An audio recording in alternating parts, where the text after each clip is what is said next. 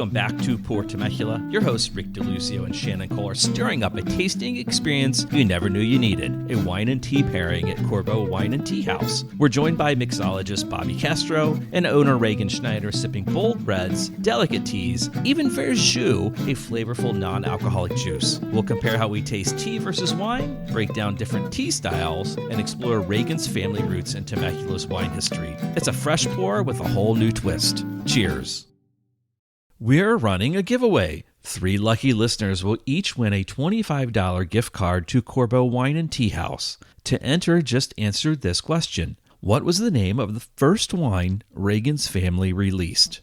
Send in your answer by emailing us at info@pourtemecula.com or message us on Instagram at pourtemecula by May 31st, 2025. Winners will be randomly selected and announced on Monday, June 2nd, 2025. Good luck.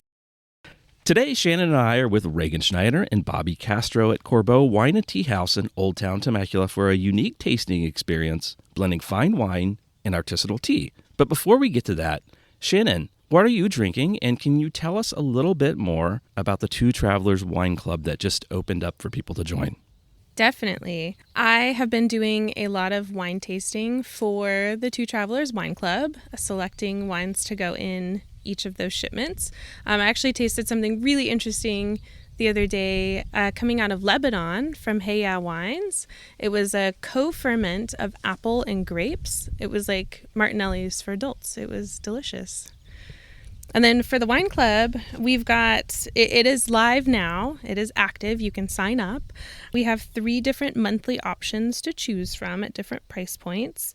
And we did limit our memberships, but we are not at capacity yet. So you can still sign up. And you can sign up by going to our website, www.twotravelerswinebar.com. And the 2 is the number 2 spelled out, TWO. What have you been drinking? Well, I just got back. My wife and I went to Vegas and went to an off-strip tiki bar, and it was authentically tiki, called the Golden Tiki, and had a Viking tiki Negroni that was topped with Dole pineapple whip. And I'm just going to say that I do have a sweet tooth, and I think that every cocktail should just come with Dole pineapple whip from now on. But that was the only one I had there. And then also had a 1964 Barolo that we took to dinner to meet up with my daughter's boyfriend's family. And I tried to sort of impress them, and they were very impressed. It was exactly what you would expect, a 61-year-old kind of locked in, still under the same cork. It was old, it was musty, and it took a little bit to open, but it became this amazing mushroom and earthy elements to the aroma, and it still had all this lively cherry fruit on the palate, and the finish was amazing. So I was really happy with that. As I said, we have Regan and Bobby here. And first, introduce yourselves and then tell us what you have been drinking. My name is Regan. I am the owner of Corbeaux Wine and Tea and then winemaker at Matin du Bois Vintners. My name is Bobby, and I am the bar director at Corbeaux Wine and Tea. So we've been drinking a lot of verjus recently, just with the hot weather and being by the pool a little bit. We've been getting into that. It's really cool. There's not very many brands that are doing this type of unfermented and non-alcoholic wine alternative, but verjus is basically unfermented Chardonnay grapes that they're crushing and pressing and stopping before fermentation, so it's really light. This one was sparged with a little bit of CO2, so it's a little sparkly, but it has a lot of really nice acid to it. It's just like super light and fresh, and it's really fun for the hot weather. Can it be any grape, or is it just in this case Chardonnay? It can be any grape. With this brand in particular, for all of their white blends or anything that is like super light and fresh, they're using Chardonnay. And then if they're doing a red alternative, it's Cab. But you could do it with anything, but I'm sure some varietals are better than others. She actually shared some with us right now. We're tasting it, and it's really good. It's really interesting. And there is no alcohol in this? It's no alcohol free? Yeah. Okay, so it's just unfermented. It's unfermented, little bit of sugar. Mm-hmm. some acid, mostly acid. Yes. But that's hidden with the sparkling element of it, I think. And it's definitely different from like de-alkalized wine. Because de-alkalized, I feel, has its own kind of style. Verjus has its own type of style. So this is just super fun. We always have it with charcuterie. And It's also a little bit more expensive de-alkalized wine than doing it this process. I think in general, de-alcoholized wine is actually more expensive than the wine with the alcohol in it. Yes. Because the processes they have to do to do Yeah, it. you have to You like have to go make through it, all Which is like bizarre. wine, and then you have to take the wine out. So it's kind of like, I'm going to do 2 steps, and I'm going to forget I did the second step. Yeah, a few years ago, I taught a class on the process of it, and I got Kim Crawford, and Kim Crawford makes a regular Sauvignon Blanc.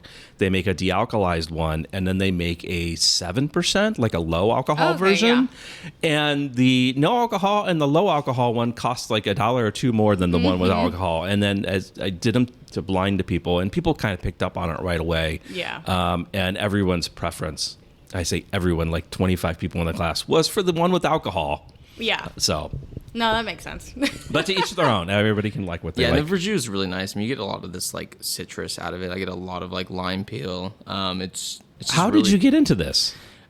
So we've known about it for quite a while. It was actually when we went to Paris. There's this bar called Bar Nouveau, and they were doing it in cocktails. And We I saw a lot of Verjus in cocktails when we were in Yeah. France, actually. The cocktail scene has definitely changed over there, but they have such a different style than what we see over here. And Verjus was one of those common ingredients. It was like, oh, this is really cool. Let's look into it. The note for that also is that they can get it cheaper than we can in the States. And I don't know if, because it was like, you go into like, it was like a gin and tonic bar, but it was like all Verjus.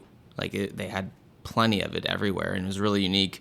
And so we had one of our suppliers that had like mentioned this to us. We've been carrying Cali Sparkler for quite some time.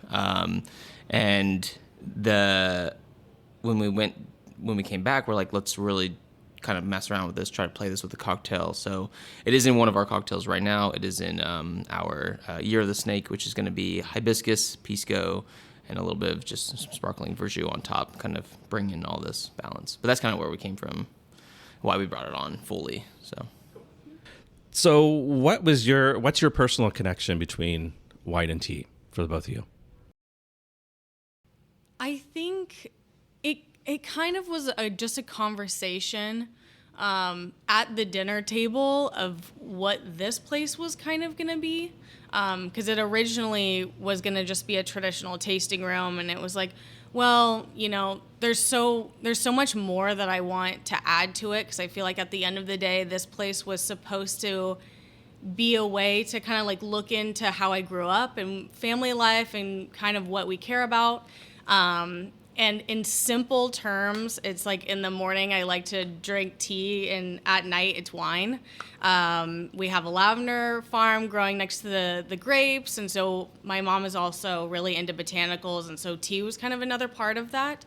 And then when we added in the food aspect, it kind of just came together naturally and organically, and it was like, well, is this really going to work? I don't really know. So we started doing a lot of research on tea. And as we kind of dive deeper into that, realizing all of the different similarities between the two, and you're looking at terroir and how that's affecting the taste, having certain teas be called a certain thing because they're coming from a specific area, just like champagne is. And then even with the tasting notes, especially tannins, that's the biggest similarity between the two. But that's kind of how it came together organically, and then once we brought on the team, everything sort of took on a life of its own, and is sort of just an expression of everybody, I feel, and kind of what we care about, and yeah. So before we do this tasting, can you give us a little bit more about, you just kind of touched on a little bit about your family's background and history here in Temecula, and then pulling the connection back to here in Corbeaux. Where did it come from?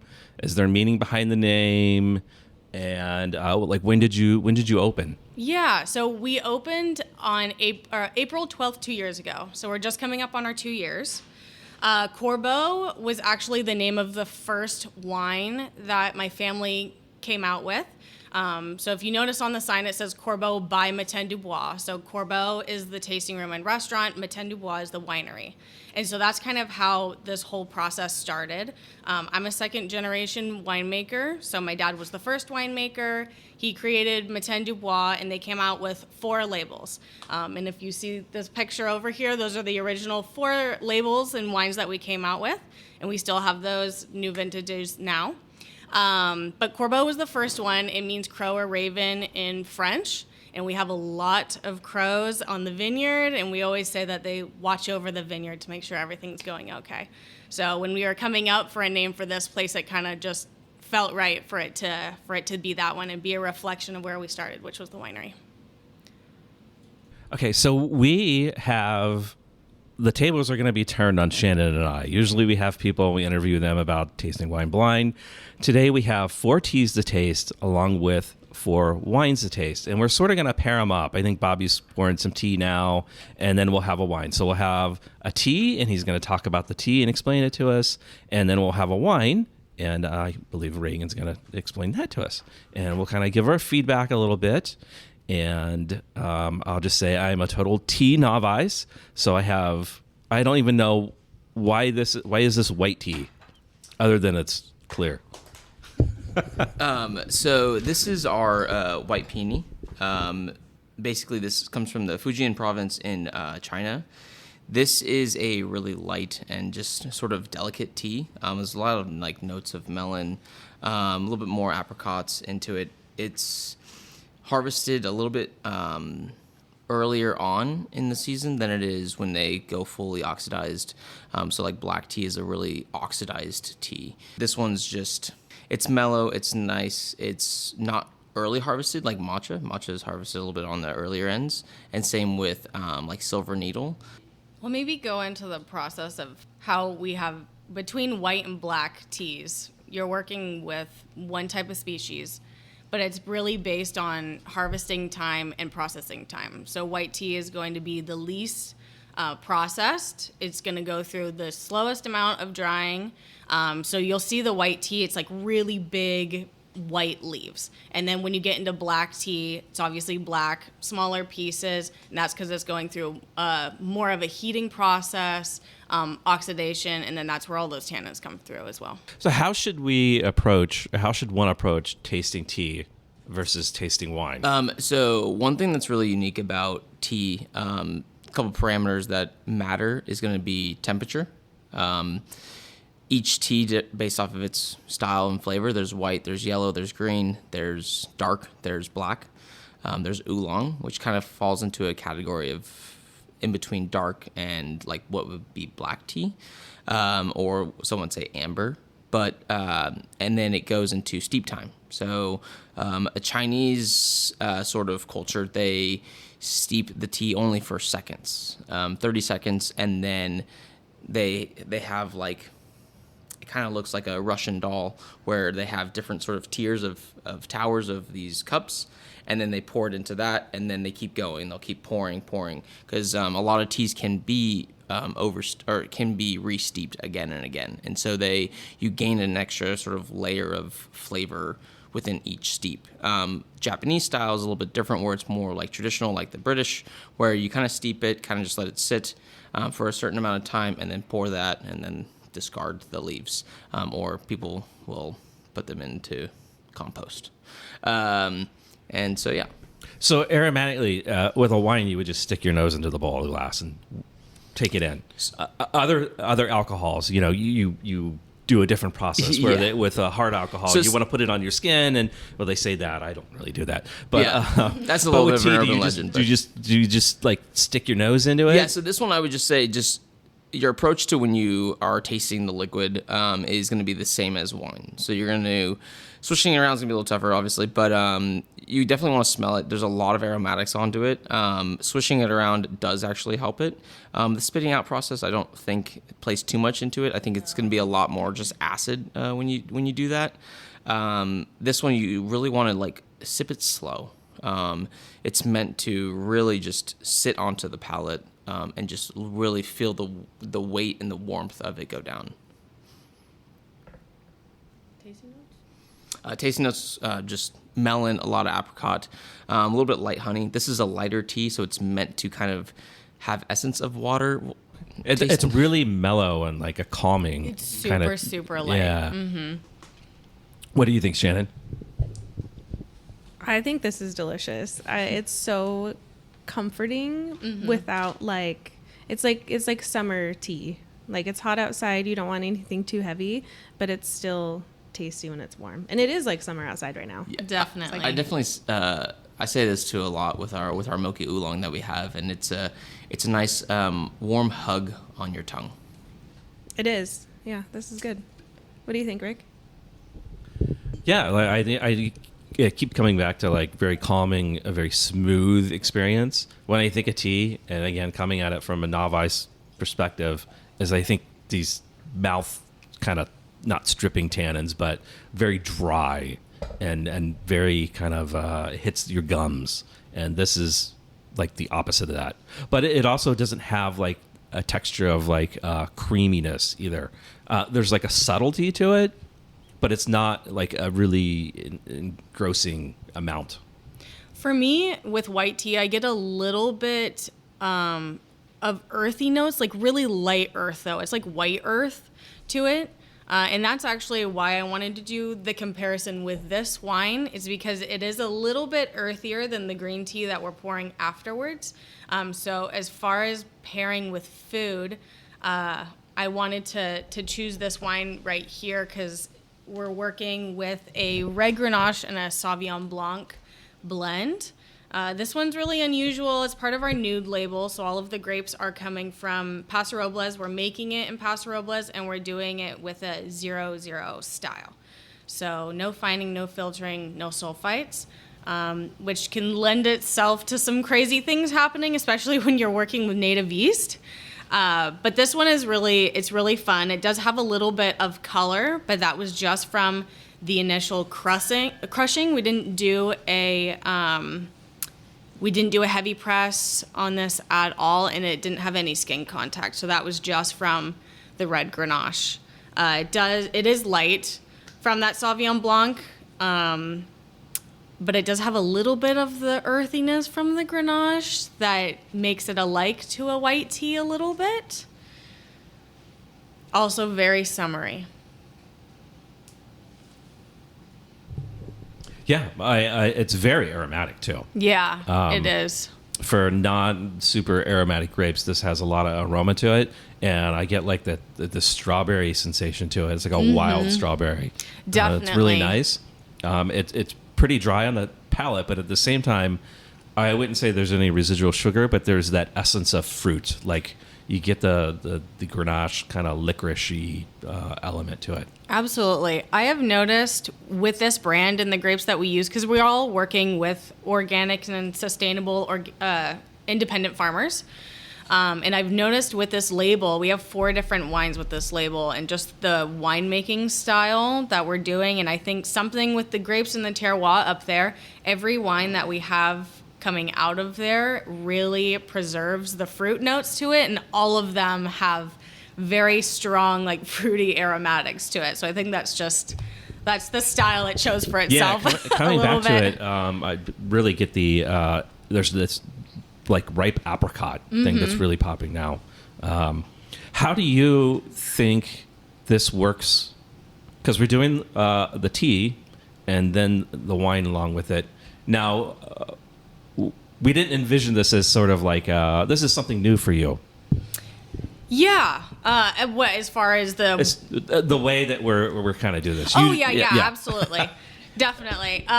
Usually when we're doing food pairings, because we have our prefix menu and you can choose between either wine or tea pairings, which is great, and we're able to do them separately. Usually we don't put them in the same seating because what they have in common the most is usually the aromatics and the tannins. When you're working with all of these other factors in wine, like sugar and especially acid, tea is obviously lacking that. So it can make things a little bit difficult when you're going back and forth because you're comparing those two and you're comparing complexities in the two beverages, sort of.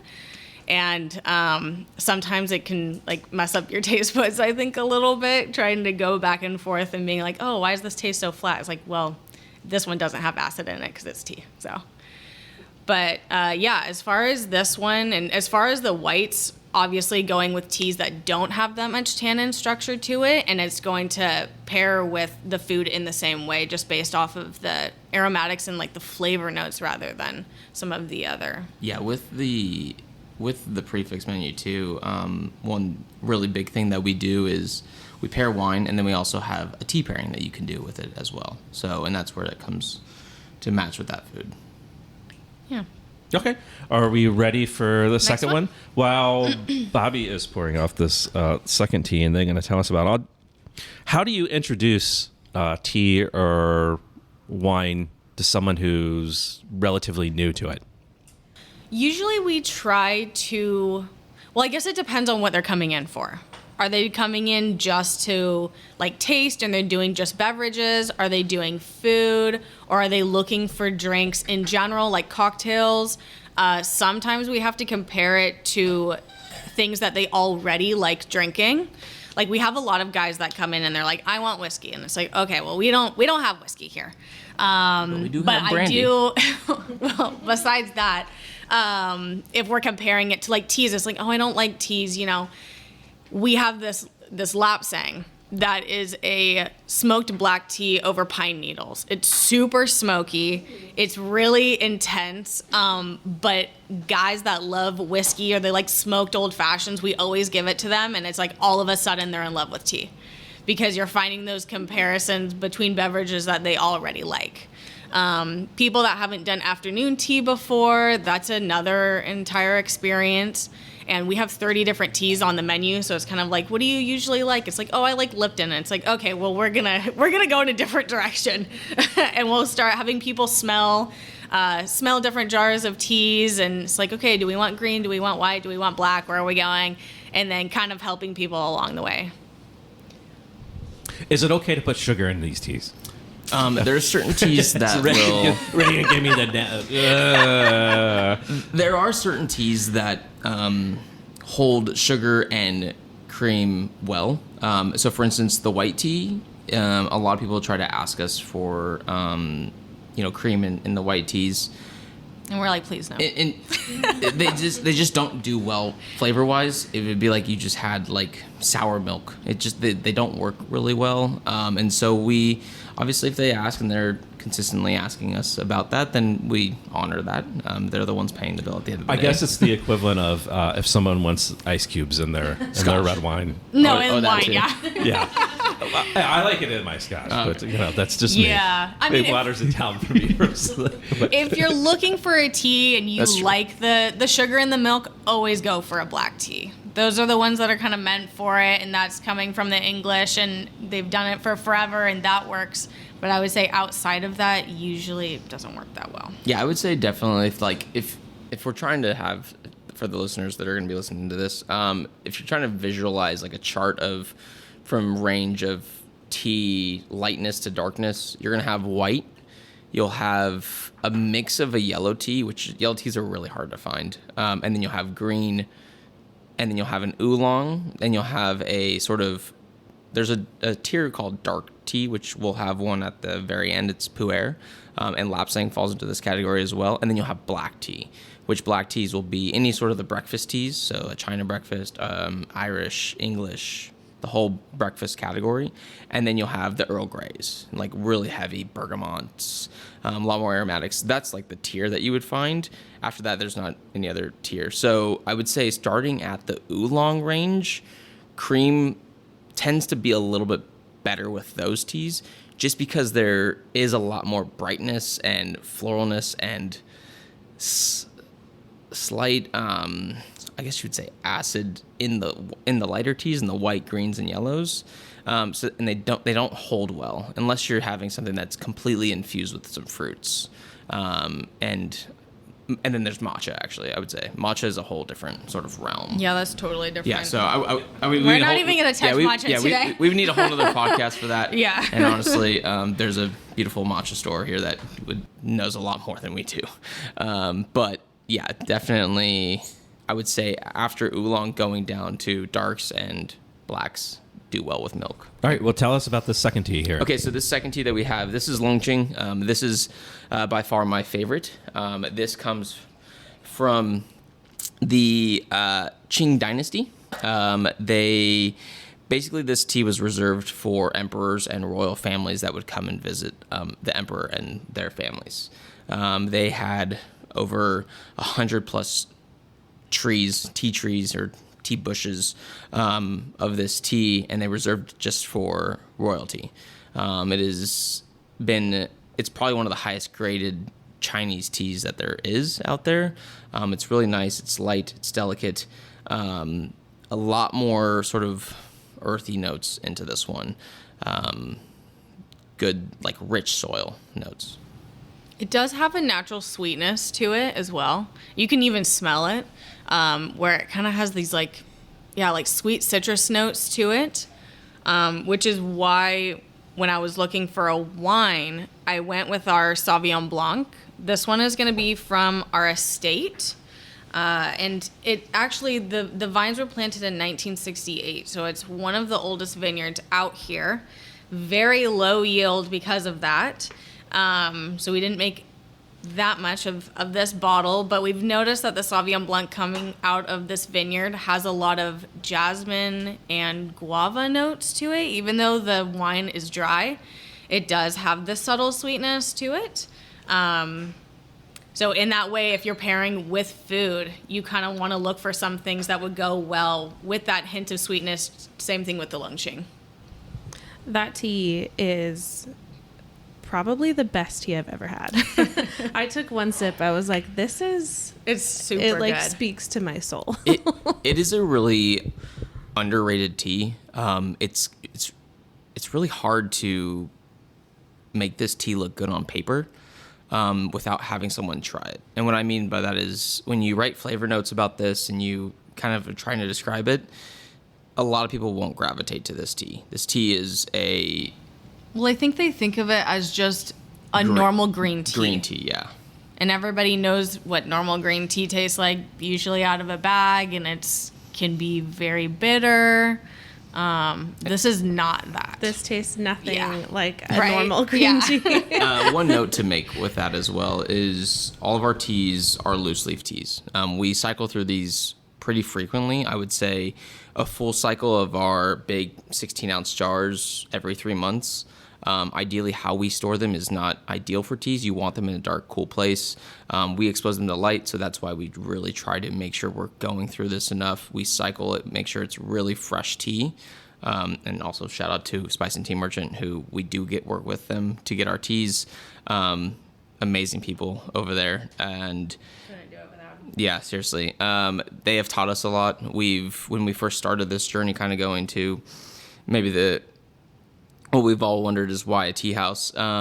It's just something we've enjoyed and we've loved, and we've read a lot of books on teas and how the intersection with wine has been really unique. There's, like what Regan was talking about, polyphenols, there's acid, there's tartrates, there's terroir that matters, how you harvest tea.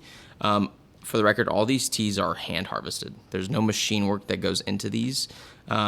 When you put machine work into them, you actually ruin their cell structure of their leaves, which then makes them oxidize a lot quicker. So you have to be really delicate with them. It's the same with grapes. We hand harvest all of our grapes as well, just because I think sometimes when you're machine harvesting, there's some fruit that can get damaged. And so we kind of have the same philosophies with the tea and the wine that we're serving. So when I first breathing or taking in this tea, I was like, this is a green tea. Like this is, when I tasted it, I was like, this is nothing like the teas, the green teas I've had before. Nothing at all. And it has a lot more similarities, I think, with the first on the structure on the palate, for me personally, than what I would ever think of like a green tea. And the wine, I actually, this match that you've made is pretty good. Thank you. Really good. I think this is the With best. the Sauvignon Blanc. And that's why I was saying, I think the guava for sure. Right? I get out of it. And then the slight green notes. It's not as green grassy as, not even close to like a New Zealand style. Yes, of course. That comes out more when you machine harvest, and saying that you hand harvest all these, you're much more delicate. It is distinctly California Sauvignon Blanc though at the same time. So the fruit impact is there, very bright, and just a little bit more weight than I think you would expect out of like Sancerre or New Zealand. Definitely. Or Chilean for that matter. This was the first white wine I've actually ever made in a white wine style. The first white wine I made was an orange style. And that's just kind of what I was used to. And usually my preference is to New Zealand Sauvignon Blancs. And this was kind of my first go at it. But definitely trying to get a little bit closer to that style with the new vintages and everything. So while Bobby pours this third tea for us, tell us a little bit more about your family's connection with one of the older vineyards that are here in Temecula or the region locally.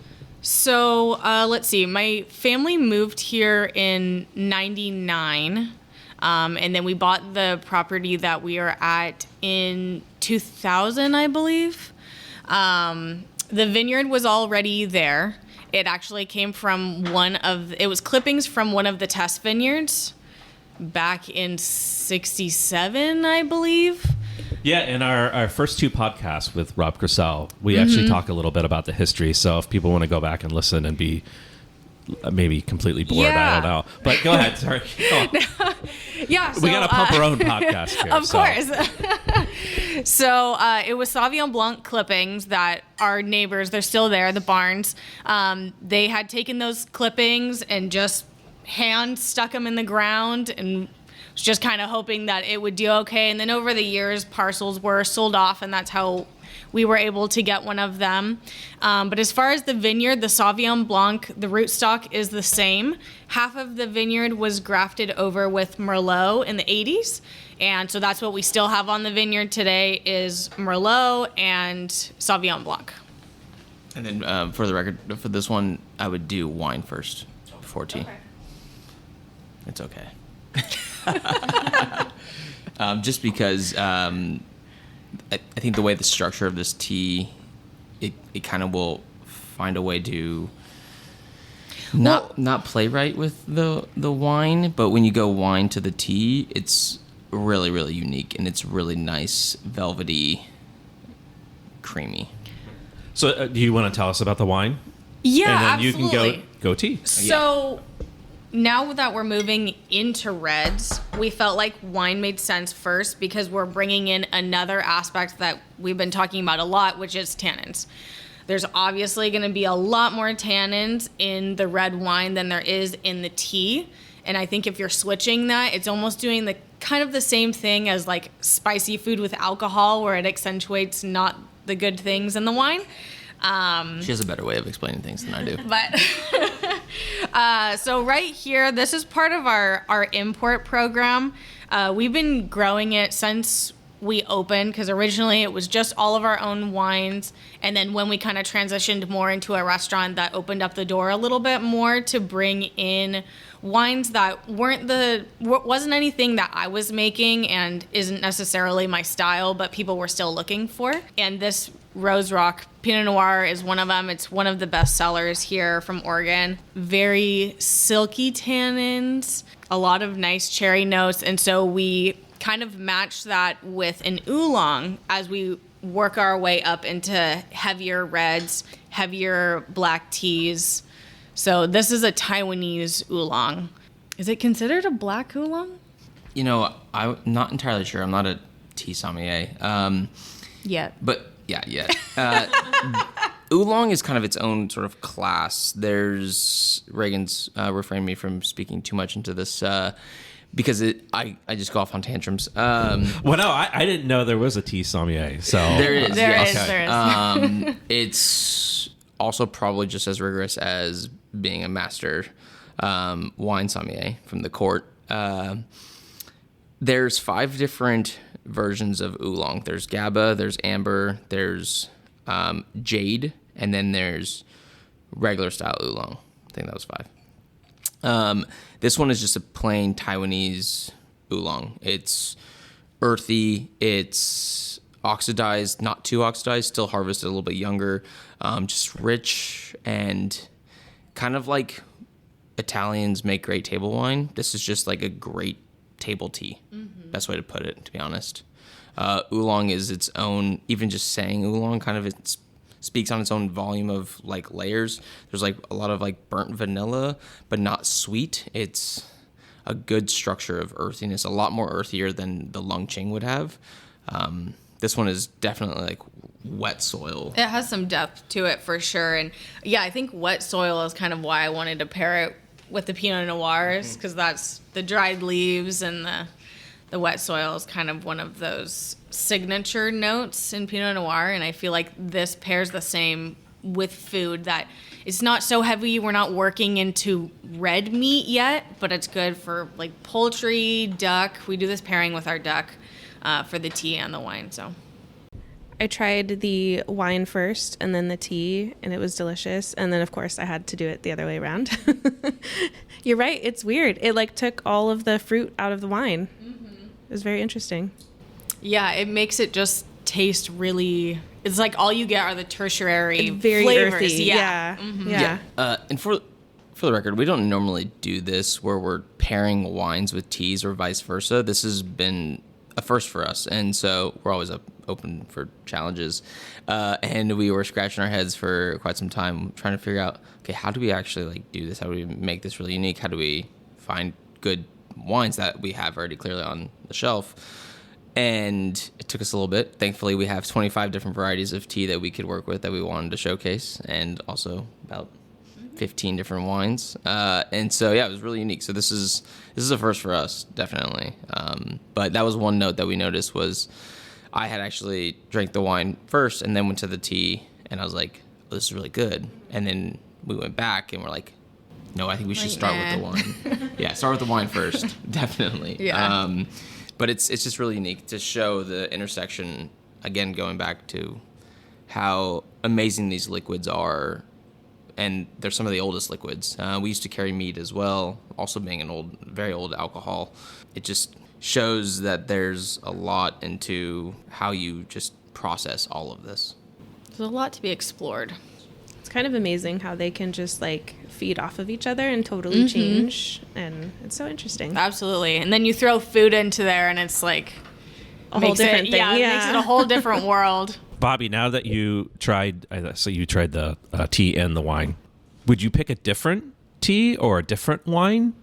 From today, like from Just now the tea that you had, and then the wine. Do you feel like that these two are pretty simpatico? Yes, I definitely would think so. So we initially tried this with our Beaujolais, with the oolong, and they were both like funky together, and it felt like. I think the Beaujolais had too much fruit on it to mirror the oolong. Yeah, it actually brought out tannins that I wouldn't have expected from the Beaujolais by doing both reverse, and so tea first and then wine and then tea. And then instantly when I had the wine then the tea, I said the Rose Rock will actually be fine. The Pinot Noir is a lot more light. It's from Drouin. It's an amazing Pinot Noir. I don't really have to speak too much on that. Rose Rock has its own name for itself. And then from there, I was like, I think this would really work. Regan tried it. She says, yeah, actually, I agree. In terms of changing the tea, the way we picked our teas, we really wanted to kind of handcraft just kind of the basis of this. This is not one of my favorite oolongs.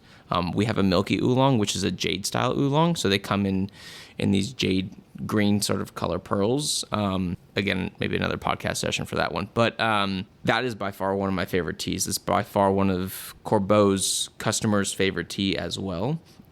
It has just this like creaminess aspect to it. And when I say milky oolong, it's not like with any sort of milk. There's no milk in this tea. What it does is it goes through a milk bath. It's kind of like a milk wash of a cocktail, but you're doing this with tea. So you soak these tea leaves in this milk, and then you leave them outside to wither, and then they shrivel up, and then you get this sort of creaminess, and it cuts the tannins from an oolong that you would find. And when we did the oolong with the Beaujolais, I think it brought out all tannins from every aspect, and so that's why I didn't think it would work really well.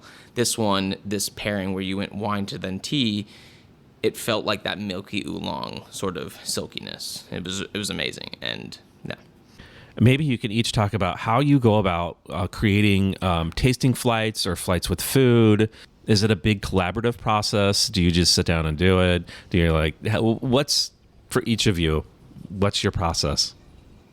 I think definitely we try to hone in for food first, and then I'd say we then go to wine, and then we try to find that feeling of the wine and the food together, try to find that in the tea. And this is for me and my process.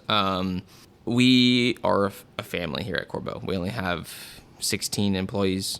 We are really, really tight, and we're really close, and we're asking every one of our employees' opinions on what they think. It's a big group effort. Yeah, from dishwasher to Regan herself, like everyone is included into this. We've never excluded anyone. We've always felt that everyone has a voice and it should be heard. Also, everyone comes from different walks of life. They have different taste buds. They have different styles. They see things that maybe we don't have, and that process of including everyone has actually trickled down into everything. Our pastry chef does the same thing. When we do wine selections, we have our head sommelier Mark and Regan. They provide wine to our staff, say, what do you think? What's your thought process behind this? So for my approach in that is definitely, I think of the food and then the wine, how that tastes on your palate, how that works, and then I try to do it with the tea. For Corbeaux, I think the heart of what we're doing is based around tasting experiences, and we change the menu a lot. But the wine menu, the tea menu, cocktails, and food, we're changing it more than every 3 months. It's kind of when people get inspired by certain things. But food is definitely the missing piece that we have today, based on how we go through our process. Just this last week, we're planning on launching 5 new dishes for our 2-year anniversary. There's definitely a lot of back and forth of the kitchen coming out with a dish and we're tasting and we're like, oh my gosh, this is so great. But then I'm going through all these wines and I'm like, these flavors are amazing, but they're not, I can't pair. I can't pair. So we need to go back into the kitchen and we need to switch up some of the ingredients so that we can pair. So that wraps up part 1 of our 2-part wine and tea pairing with Bobby and Regan. Next week, we'll have our 4th wine and tea pairing before pouring our blind tasting challenge. Once again, 3 lucky listeners will each win a $25 gift card to Corbeaux Wine and Tea House. To enter, just answer this question. What was the name of the first wine Regan's family released? Regan discusses it in this episode, so just rewind if you missed it. Send in your answer by emailing us at info@pourtemecula.com or message us on Instagram @pourtemecula by May 31st, 2025. Winners will be randomly selected and announced on Monday, June 2nd, 2025. To recap our tasting so far, we started with a White Peony Tea from China paired with the Grenache-Sauvignon Blanc blush, Lung Ching Green Tea from China paired with a Sauvignon Blanc, and finally an Oregon Pinot Noir paired with a Taiwanese Oolong tea. While these specific teas and wines might not be in stock when you visit, I'm sure Bobby and Regan would be excited to work with you on a similar customized tasting. Near the beginning of this episode, we talked about Verjus. Verjus has actually been around for centuries, dating back to the Middle Ages, especially in French, Persian, and Mediterranean cooking, where it was a go-to source of acidity long before lemons and vinegar were common. Their name Verjus literally means green juice in French, Verjus, nodding to its origins with underripe grapes. While it faded from everyday kitchens over time, it never truly disappeared, and now it's quietly making a comeback, especially in wine regions and among foodies who love historical traditions, creative cocktails, and non-alcoholic options. While it's not widely available, you can find it in specialty markets and online, or just visit Bobby at Corbeaux. If you want to try it to make it at home, the most simple and kind of popular drink right now is a Verjus Spritz. This would you would take 2 ounces of verjus, put it over ice, and then top it with some sparkling water or tonic if you want a little extra zing, and then add in a lemon twist or a few fresh berries. It's light, bright, seriously refreshing, and perfect for sipping anytime you want something a little different, and pretty much perfect for a Temecula supper sipper. To wrap up this episode, we'd love to hear from you. If you have a perspective on wine and tea pairing to share, we'd love to hear your thoughts. We're excited to introduce a new way to connect with us, SpeakPipe. Leave us a voice message on SpeakPipe, and you might hear yourself on a future episode. Contact us on Instagram or send us an email. We're always excited to connect with fellow wine, beer, and beverage lovers. If you enjoyed this episode, be sure to subscribe to Pour Temecula and leave us a review. It really helps us keep the conversation flowing. Follow us on social media for behind-the-scenes content and updates on upcoming guests. Until next time, keep exploring, keep sipping, and cheers.